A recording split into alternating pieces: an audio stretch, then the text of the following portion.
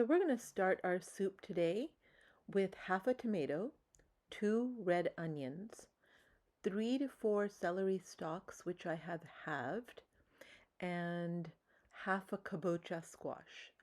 There's no need to peel the kabocha squash. The skin does soften enough for you to eat it.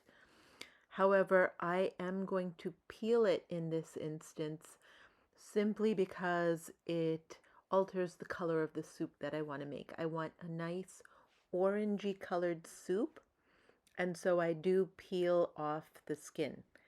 In any other instance, I simply eat the skin along with the squash. It adds fiber and nutrition, and it doesn't alter the taste. It only enhances the texture. So, if you have a dog or something in the house, they'll be happy to eat the skin, by the way. It's really good for them.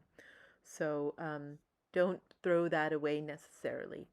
You do want to let it cool before peeling, and then you'll add 2 cloves of garlic and thoroughly blend in a high-speed blender to get that nice creamy feeling. Now, I did add some soy milk to increase the creaminess, but that is up to you. You can also use veggie stock or any other plant-based milk that tastes good to you. If you don't use soy, you can use hemp milk, you can use cashew milk, almond milk, rice milk. Any of these really increase the creaminess. So while it's heating, go ahead and add 2 teaspoons apple cider. You won't taste the acidity. It's just to enhance the flavor. And then you'll add some salt, cumin powder, and chili powder. The chili powder is obviously optional, but I like a little bit of heat in everything, so I do add it. It's up to you. Please, use flavors the way they work for you. And then we're going to grate in some fresh nutmeg.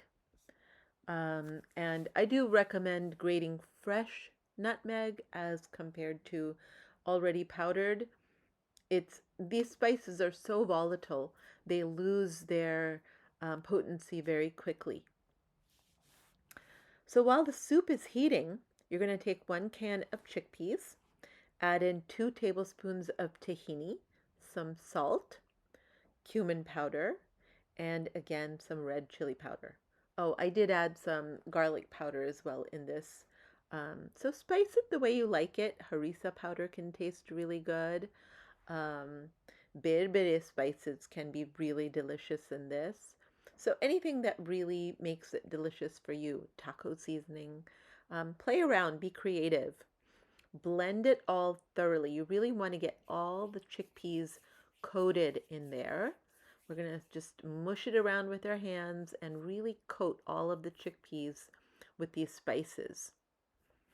And then we're going to crisp them either in the oven or in the air fryer. So if you have a toaster oven or the regular oven, turn it on to 350.